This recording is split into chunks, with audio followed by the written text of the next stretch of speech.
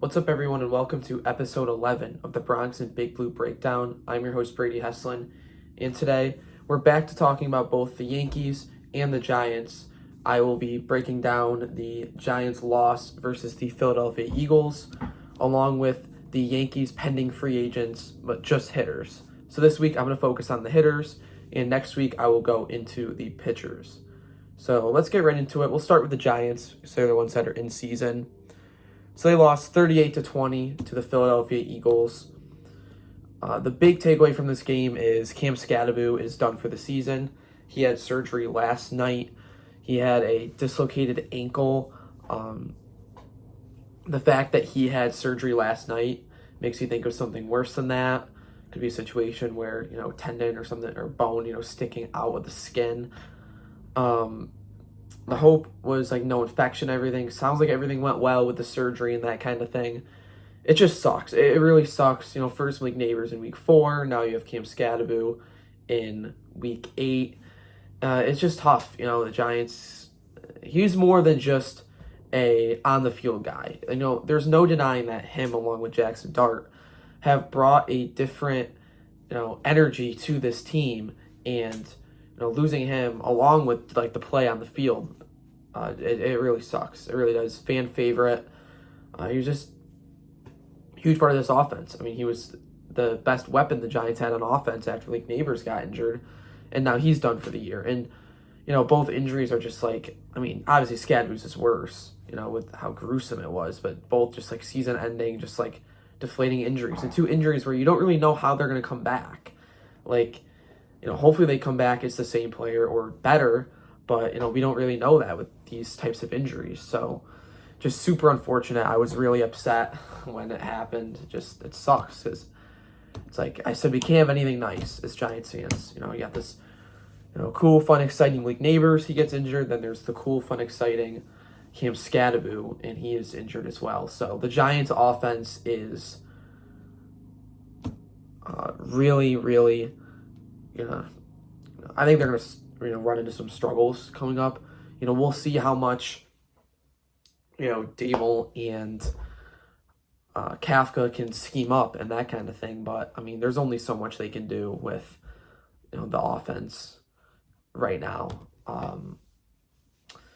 Just really sucks. It's hard to put it into words. It's really bad. I guess the only good part of it, I guess, is that there's no good part of it at all. But from the Giants' point of view, they have Tyrone Tracy, who was RB1 most of last year. He's a solid running back. He's good. He gives good value. He's a solid player. And then there's Devin Singletary, who's a fine backup. I'd imagine they're going to have to bring in another running back. I don't think they love Turbo Miller. I think they could probably elevate him for this week. But they're going to have to bring in somebody, to the roster. And Scadaboo will be going on IR. So we'll see. They could. I think what they might end up doing, honestly, is signing Lil Jordan Humphrey because he's out of elevations, and then just elevating Turbo Miller. That's what they could do to do some roster gymnastics. Then they won't have to cut Jalen Hyatt, which we'll get into in a little bit. Yeah, Scadaboo, he's done for the year. Just sucks. Couldn't even get through half the year with him. Hopefully he comes back stronger. I'm sure he will. He's a resilient guy, but really sucks there. And then not a ton to really take away from the offense. We saw good and bad from Jackson Dart. No plays were completely bad, no disaster plays. But, he did hold on to the ball for too long sometimes. Got to learn when he should throw it away. But it's also tough to balance that with, plays where he literally ran, he ran all the way to the right, then he cut back and went all the way left and completed a pass, I believe it was to Darius Slayton for 8 yards. So it's tough to balance, between when to throw it away and when to, keep extending the play. Because, that play specifically is a play that not a lot of quarterbacks in the NFL make. You got Josh Allen, Mahomes. I think Lamar can probably make that play. But that's not a play a lot of guys can make, and it's a play Jackson Dart can make. So you don't want to coach that out of him. But at the same time, you got to know when to throw it away and just kind of give up on a play. The QB designed runs at the end of the game really made me upset because Jackson Dart, he's had the hits to the head, and he's got 3 concussion tests, if you include the preseason, already in his career. He had that hamstring thing in his first start. He's been full in practice. We had something with an ankle, I'm pretty sure, this week.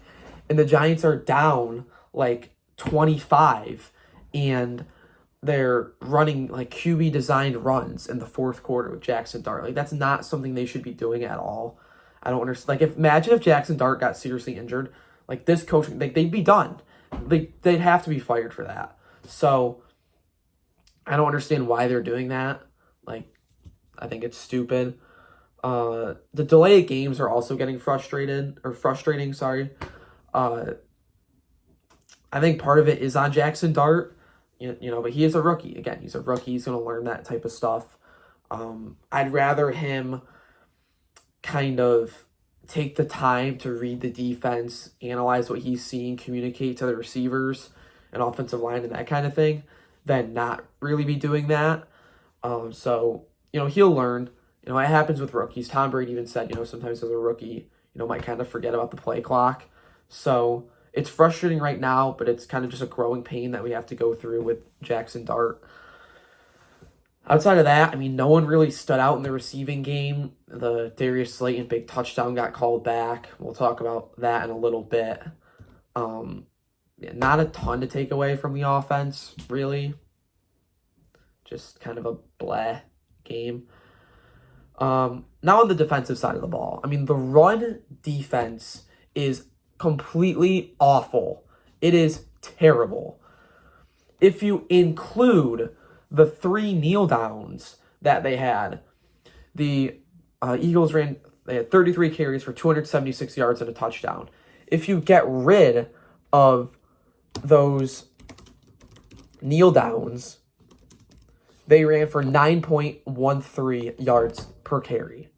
So they essentially got a first down every time they gave a ball to a running back or Jalen Hurts took off. Like, it sucks. It's so bad. I know people, they're saying, oh, Dexter Lawrence, he's still playing at a good level, which I believe Dexter Lawrence is an amazing football player. He's still playing at a good level, but he's getting driven off the ball in, one-on-one situations. I know he went through, he had the dislocated elbow thing, but, we're going into week 9. He should be back to who he was, and he's just not. And, that's kind of frustrating. But what also is frustrating is how Joe Shane and staff have put resources into that position. Because if you think back to a few years ago, the Giants, they had Dexter Lawrence and Leonard Williams, who's a great 1-2 punch. Then they had A'Shawn Robinson, who was a really solid run defender. And then Nacho was their 4. Now, they traded Leonard Williams, which I still would do that trade all over again. They let A'Shawn Robinson walk, which was kind of questionable at the time. But they didn't bring anyone in to replace those guys. So they have, Nacho, they have DJ Davidson, they have these, kind of Roy Robertson Harris. These aren't good football players. And the only resources they put into it was this year with Darius Alexander. And, he's been solid, but, mostly in pass rush. He hasn't been great in the run game. So, that's just pretty frustrating, how they've handled that position. And the run defense, it's been a problem now. It's been a problem really for all of the Joe Shane and Brian Daboll era. And they just haven't really addressed it. And it's just super frustrating. Tyler Nubin sucks. He's slow. He doesn't have good instincts. He has no confidence. He's gotten worse. He's just is not a good football player at this point, and he was the second-round pick last year. Letting go of Xavier McKinney I'd say, honestly, that's more frustrating to me than getting rid of Saquon, because Saquon, I can understand, the thought process and that kind of thing. They just let a young star corner just walk, or not corner, excuse me, young star safety just walk for nothing. And then they bring in Tyler Nubin and replace him, and he sucks. Why not just pair those guys? And then they go pay Javon Holland. I don't know. Nothing against Javon Holland, but it's just what's the process there? And I feel like I always get on these rants with Joe Shane, but he just needs to be fired. That's all it really comes down to. We'll talk about that as well in a little bit. Talk about Abdul Carter a little bit. He's really impacting the game without sacks. He had 5 pressures yesterday. He drew the hold from Lane Johnson. And I saw someone, they posted, like, where's Abdul Carter? Like, I don't care about the pressures. Like, I want to see counting stats. Well, he is clearly impacting the game. Do I want him to get sacks? Absolutely. I want him to get sacks. They're going to come. He's young. He's still impacting the game. And you got to keep in mind, there's some, like, Brian Burns is an elite pass rusher. Kayvon Thibodeau is a very solid one as well. Those guys are kind of, they're almost like taking some of his sacks at times. So I think if it was like just Abdul Carter or even Abdul Carter and one of Thibodeau or Burns, he'd have the sacks. But he's playing as well as I thought he was going to play. Like he's well worth, the draft pick that the Giants spent on him. And he's only going to keep getting better. Talk about Brian Burns. He had another sack yesterday. He's still tied for the lead with Myles Garrett, who had 5 sacks yesterday, for the league lead in sacks. I hate to say it, but I've kind of been waiting for him to like slow down, but he's not. Like he has just been phenomenal this year, and it's great to see. He's been well worth that second rounder and contract extension. He's been a phenomenal player. And then last thing about the defense is just the secondary. It is just such a big problem. I mean, just Paulson Adebo being hurt, that's killer because last offseason, the Giants' number one need, in my opinion, was a CB1, and they go get Paulson Adebo, and they don't bring in much depth. I mean, they have Art Green, who also got hurt yesterday, and then Adebo's hurt, so now you have Flott, Banks. You have Art Green, but he got hurt in the game, so then you have Corey Black, and then Cordell Flott gets injured, so now it's a complete disaster. And again, I think this offseason they got to go get another corner. They have to because Deonte Banks sucks. Cordell Flott is solid. Drew Phillips, but he's so iffy. I don't know what to really do with Drew Phillips. He gives up a lot of yards. He, has some penalties, but there's some times where he looks great and he makes great plays on the ball and that kind of thing. So it's tough. The secondary is just a huge problem. And then you can also include the safeties with Tyler Newman being terrible and then Dane Belton, who didn't play very well yesterday, but he played better than Tyler Newman. So I don't know. Just hopefully they can get better. I mean, Tyler Newman really needs to turn it around, and it just sucks that, Joe Shane pulled the card of, oh, well, look at our draft class, when the draft class from last year really hasn't been anything super special outside of league neighbors. I mean, Tyrone Tracy was a solid pick, but Theo still has a lot to be desired. Tyler Newman looks terrible. Drew Phillips is a huge question mark. So I don't know. Just, really frustrating watching this defense. A stat that I found, this is actually a Steelers fan posted this, talking crap about the Steelers, but I thought I could use it. So the Giants defense, they are second in the NFL in spending. The Giants have spent $136 million, or they are spending $136 million on the defense, and they're not playing well. So pass rush is great. Outside of that, it's pretty bad. Bobby Okereke has been bad. Darius Muasau is just slow and not good. This is a team that, if you get rid of all injuries and just put the Giants' best lineup out there, I think they could, compete to be the last wild card, maybe, even if they had an easier schedule. But once you start adding in a few injuries, this team's just completely cooked because of, the lack of depth and that kind of thing. So now let's get to the refs. So I'll start by saying this. If the refs call a perfect game, do I think the Giants win? No. The Eagles, they outplayed the Giants. But did the refs significantly impact, that part of the game? I truly believe they did. I mean, that tush push was... They don't know how to officiate it. I can't fully put the blame on the refs. They don't know how to officiate it. They just don't. They're so used to, tush push, first down, tush push, first down, tush push, first down, that as soon as they see Jalen Hurts get the first down, they blow it dead. But Kayvon Thibodeau literally rips the ball out of Jalen Hurts' hands. He's still moving forward, and they don't call it a fumble. Like, you can't stop the play. It's not football. The rule, it used to be banned. You cannot push you could not push the guy with the ball. That used to be a rule. They only added that back. So let's say a running back, gets stood up, 5 yards down. The offensive lineman can come in and they can push him. It was not designed for this play. It's rugby. Guys get injured all the time. It needs to be banned. They should just ban it now. Like, they don't know how to officiate it. They false start. They do all this stupid stuff. Like, it's terrible. It's just, if you don't know how to officiate it, and when teams find ways to stop it, you don't reward them. Like, what are you supposed to do? I mean, Kayvon Thibodeau quite literally ripped the ball out of Jalen Hurts' hands. Said it's first down Eagles. A few plays later, Saquon, touchdown. Like, just ridiculous. And then a few other plays. The neutral zone infraction, I think it was on Thibodeau. False start by the Eagles. They called it neutral zone infraction. The DPI on Corey Black. Like, he basically, I think it was it Jahan Dotson? It was someone literally takes Corey Black, throws him to the side, and then catches it. But it's DPI. And then the Darius Slayton offensive pass interference.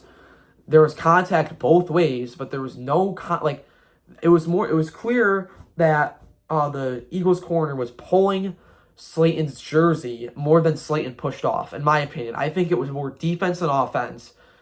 They called the push off on Slayton. Brian Dable's losing his mind. I saw some people, they're like, oh, why would Dable challenge the tush push? You're just wasting a challenge, wasting a timeout. No, I'm glad he challenged that, because I want those refs to see just how badly they messed up and just keep letting them rewatch it. I can't wait for the NFL's, excuse for that or whatever. Maybe they'll just come out and say they got it wrong. But, like, the NFL needs to have a meeting, like, this week about how they're officiating the tush push. Because they were basically treating it like they were on the goal line when they weren't. And that, it was a tie game at that point. Like, that completely changed the trajectory of the game, that call. And it's just so frustrating when the people in the stadium know it, the commentators know it, the fans watching at home know it. Even Eagles fans were admitting that was a fumble, and you're watching it on the instant replay, but they can't change the call. Like, I understand there's certain calls, you don't want everything to be reviewed, but, like, if it's something that obvious, like, there's a point of having instant replay. I know there's not a super clear, solution to that, but, like, there's so much technology out there. Like, I don't know. That's just my rant. Refs were terrible. Even both sides. Like, the Jackson Dart fumble that they called an incomplete pass, that was 100% a fumble. So, I don't know. Just, there was at least a 14-point swing just by the refs. So, super frustrating. But do I think the refs are what lost the Giants the game? No. I mean, no, it's just not. So, there's my Giants-Eagles breakdown. Now we will move on to the New York Yankees. So last week I took the week off. Kind of just wanted to, reflect, take some time to, prep up some research for the, free agents. With the season still going on, I didn't want to dive too much into it. But here we are. So I'm going to be going through the 5 hitters on the Yankees that are pending free agents. So we will start with the big name, and that is Cody Bellinger. So Cody Bellinger is 30 years old. He had a $25 million player option that he opted out of, so he will be a free agent this offseason. His projection, according to a couple articles I looked at, about 5 to 6 years, ranging from $140 to $180 million. I think it's Spotrac, I apologize if I pronounced that wrong, his Spotrac value is $30.4 million a year. And his stats from last year, at 272, he had a 334 on base, 480 slug, and an 813 OPS, at 29 homers, 98 RBIs, 5 WAR, according to Baseball Reference, which I'll be using that for all the wars in this. And his top 3 suitors I found were the Mets, the Phillies, and the Tigers. Cody Bellinger's the guy I think the Yankees need to bring back because he's versatile. He can go play center field for you. He can play left field. He can play right field. He can play first. He's a very versatile player. He doesn't really strike out. I know it's kind of ironic. He ended the Yankee season on a strikeout, but he only struck out, I think it was like 90 times, this year for the Yankees, right around there. And I don't think that price tag is too bad. A 6-year deal, it's a little long. I'm not going to lie, it's a little long. I'd prefer a 4 or 5-year deal with a little bit more money. But just with how bad the Yankees' left field situation has been, and I know it'll be like Dominguez more in left, but I think just, like getting Bellinger and just kind of solidifying that spot, even if Dominguez isn't good, you could put Bellinger in left and like you're set there. So I think, the combination of his bat and his defense, that the lefty swinging Yankee Stadium, I think he is a guy the Yankees should 100% bring back. So that's my thoughts on Cody Bellinger. If you guys want me to elaborate or anything, I can definitely do that. If you just let me know. I'll try to keep it fairly short. The next guy is Trent Grisham, 28 years old, made $5 million last year. His projection is anywhere from 3 to 4 years, from $48 to $72 million. His Spotrac value is $12.1 million, so a bit less than that. He had 235 with a 348 on base, 464 slug, and an 811 OPS, 34 homers, 74 RBIs, 3.5 baseball reference WAR. Top suitors: Dodgers, Phillies, Astros, and Mets. So Trent Grisham, in my opinion, is a guy that you give the qualifying offer to. I know that might be a little controversial. It's about $22 million. If he accepts it, great. If not, I think you let him walk. I don't think this is a guy. I would definitely prioritize Bellinger over Grisham. I think this year was a little fluky. I'm not going to lie. I don't like the playoff, numbers he put up. I don't know. I find it tough to justify paying him 72, like the higher, like, if they give him a 4-year, $48 million deal, I think I would be happy with that. But like 4 for 72, I don't think I would do that for Trent Grisham. I don't know. It felt fluky to me. I don't know. I know he's a good defender. But I think the money could be spent better elsewhere, in my opinion, especially if they bring back Bellinger. Now, if they don't bring back Bellinger, then I think you pursue Grisham harder. But yeah, I would give him a qualifying offer. Worst case scenario is he declines it and signs somewhere else, and then you get a free draft pick out of it. If he accepts it, it might seem like a bit of an overpay, but then, so let's say he accepts it and he has a similar year next year. Okay, now it's not a fluke. Like, this guy's a legit ball player. Then I think you pursue re-signing him a little bit, harder. But yeah, so I would definitely go after Bellinger before Grisham. I would give Grisham the qualifying offer. I know it might be like, they only value him at $12.1 million. The qualifying offer is a little over 22, but I think it is worth it, in my opinion, for Grisham. I think, he might be a guy that might just want to, go for the long-term financial stability, but at the same time, I mean, if you're going to accept a 4-year, $48 million deal, why don't you just take the 1 for 22 and then, bet on yourself and ball out again next year? Then you might be near 100 million. So that's my thoughts with Trent Grisham. Moving on now to Paul Goldschmidt. So he is 38. So he could definitely just retire, but I at least wanted to, he's got to be on here because he might play again next year. We'll see. He was playing on a 1-year, $12.5 million deal last year. His Spotrac value is $7.2 million. And his stats, he had 274 with a 328 on base, 403 slug, and a 731 OPS, 10 homers, 45 RBIs, and a 1.2 WAR. I would entertain bringing Goldschmidt back, but I would not give him the same contract. Like if it was 1 for 7, I would be fine with that, like the value. Um, Anything more than that, I think anything above 8 is probably pushing it. I think he could, be a solid platoon with Rice. But at the same time, it's like, do you want, them to take those lefty at bats away from Rice?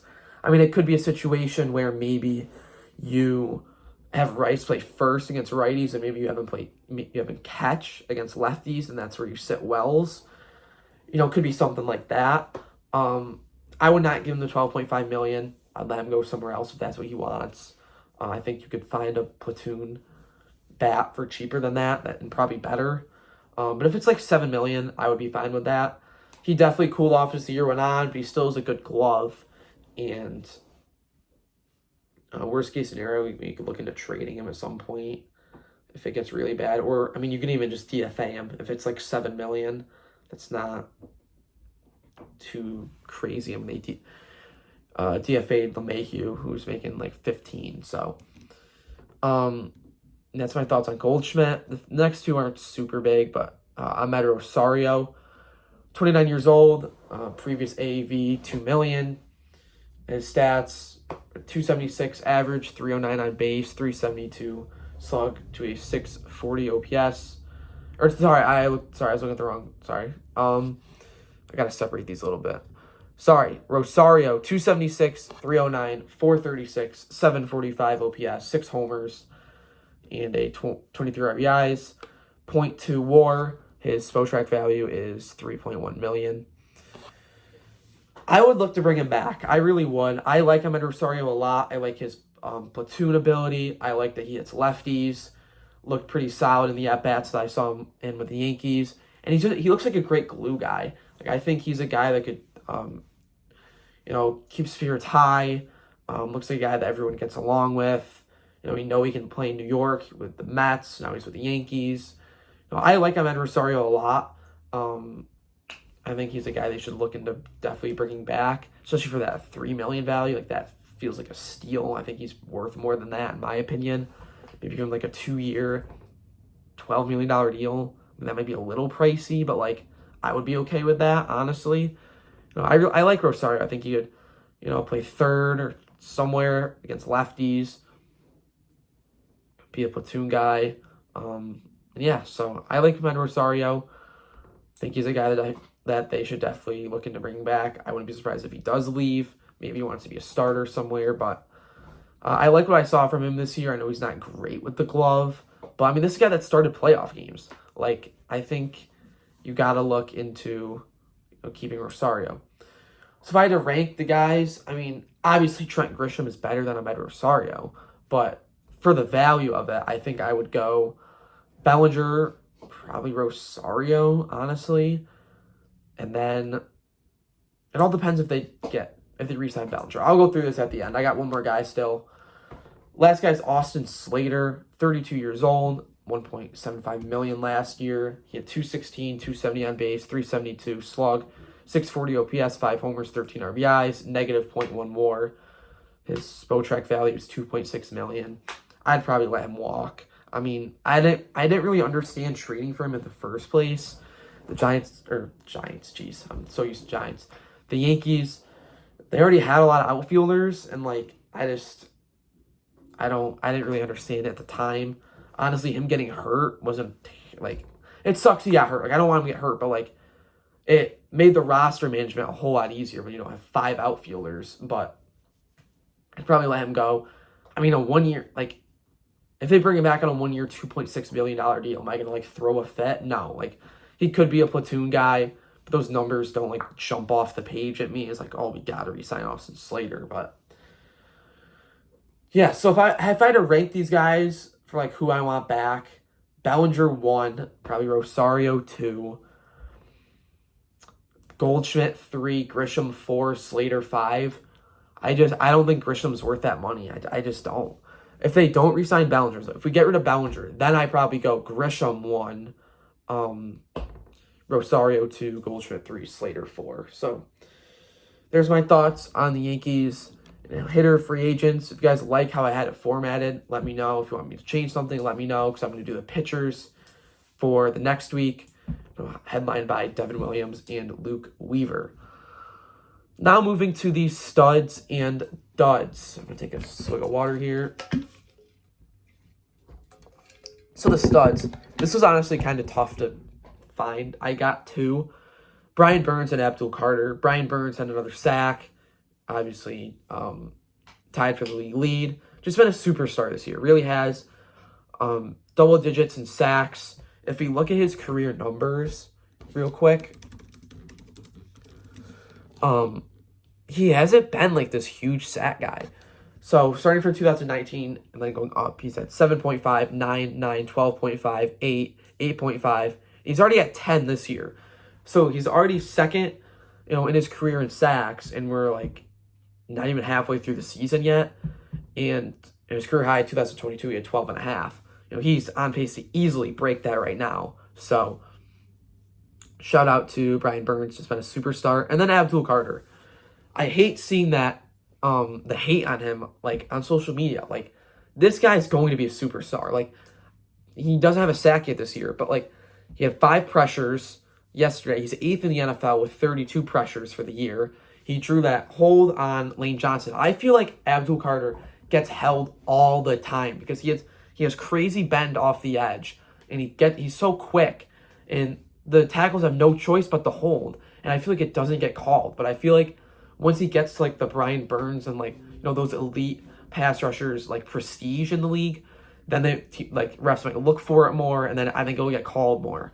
But Abdul Carter, I feel like he's kind of been the unsung hero of the terrible defense so far, but like of the defense in general. So Abdul Carter, you are another stud. And the duds, I should say, firstly the refs, just Brad Rogers and crew. They were completely awful. One of the worst officiated Giants games I've ever seen. That's not an exaggeration. Like, it was, I posted multiple times.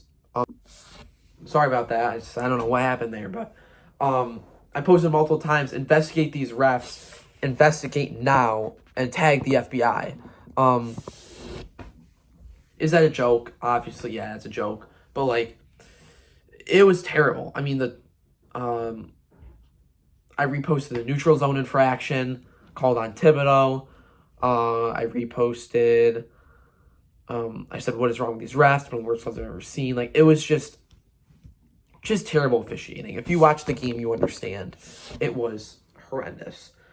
Then Tyler Newman. Like, he has just taken a huge step back this season. And that Saquon run to start the game, the touchdown, that was mostly on Tyler Newman. Like, he just stopped his feet, and he's slow, and Saquon just ran right by him. Like, he's no confidence, he's slow, poor instincts. I mean, last year he was like a good run defender, and now he's just a bad player. So Tyler Newman, you're my second dud. And my last dud is Shane Bowen. This guy's just allergic to doing anything creative, really, and just, he's so conservative. He doesn't try to scheme anything for, like, Dexter Lawrence or, like, anything. I don't know. He's just not good. He's a bad defensive coordinator. I didn't even mention this. The second and longs that consistently get given up. Like, 2nd and 31, and Tank Bigsby gets a 35-yard run on a draw play. Is that partially on the players? Yes. But is that also partially on Shane Bowen playing these guys 10, 15 yards off the ball, and then just like those runs, and then he can't tackle? Like, yes, that is partially on Shane Bowen. Like, he does no disguises. The first game against the Eagles was a fluke. It was a fluke. It was an outlier game, short week, something happened, I don't know. But he's just not a good defensive coordinator. He would be better if the team itself was better and the talent on the defense was better, but he's just bad.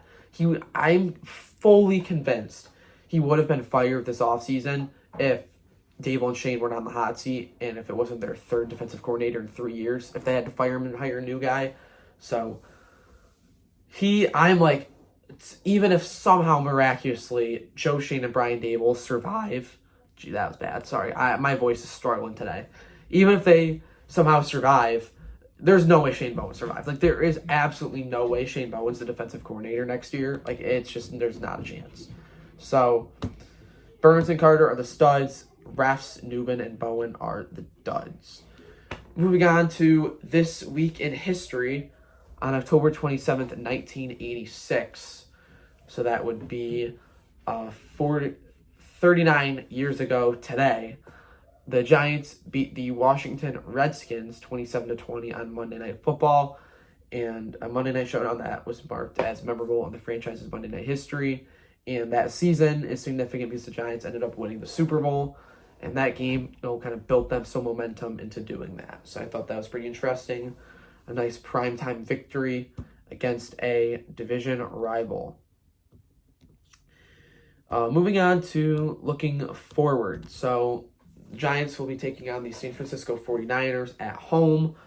49ers dealing with a lot of injuries, per usual. Feels like they're always banged up. Ricky Pearsall's been out the last few weeks. Brock Purdy's hurt. Nick Bosa and Fred Warner are both on IR. So they're playing this banged up 49ers team. Need a win. Obviously need a win. 2-6. Like, the playoff picture is, if they had any hope, it's pretty much all gone. Just at this point, they just got to build, and obviously Brian Dable's coaching for his job, and these guys want to win. Like, there's no doubt about that.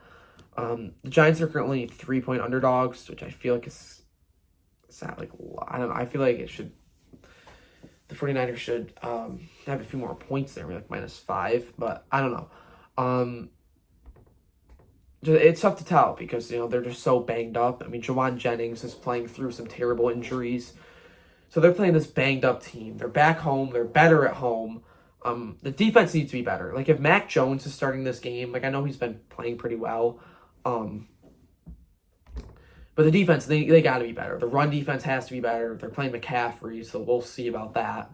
But just gotta, like, I want under 30 points. I know that's, like, super high, like a super high number, but they've been giving up consistently over 30, it feels like. See where they're at right now.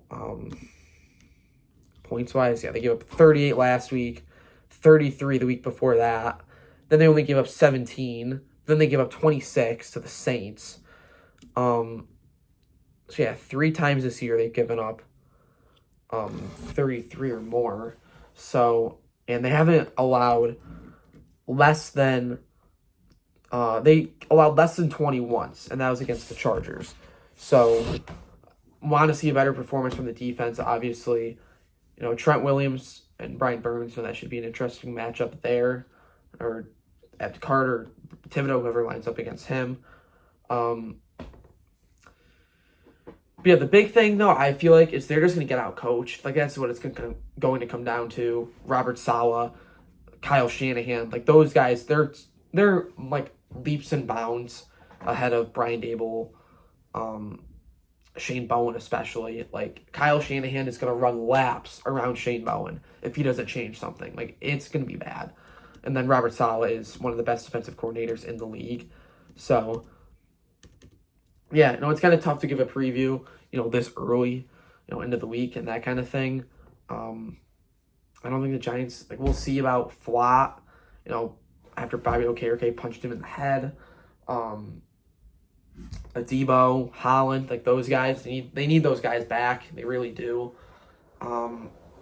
Burns, he's not, like, full health. We'll see if that can improve throughout the week. But, yeah, I think that's pretty much it. I didn't talk about special teams. Graham Gano got through warm-ups, hit a 47-yarder, so good for Gano. But that's got to stay strong next week. And, yeah, so I think that'll wrap up this episode. One thing I do want to mention before the end is, the fan mailbag. I haven't been doing that the last couple of weeks. I want to start doing it a little bit more. I know I forgot to post about it, but if you guys have any questions throughout the week, you can definitely just DM me, and I'll be sure to answer them in the next episode. I posted one, like, kind of late this morning, so I'm not surprised I didn't get any responses, but yeah, so that's all I'll say about that. Next week, I have the 49ers breakdown, and then the Yankees pitchers preview. yeah, it's going to wrap up this episode. So thank you guys for listening, and let's go Yankees and let's go Giants.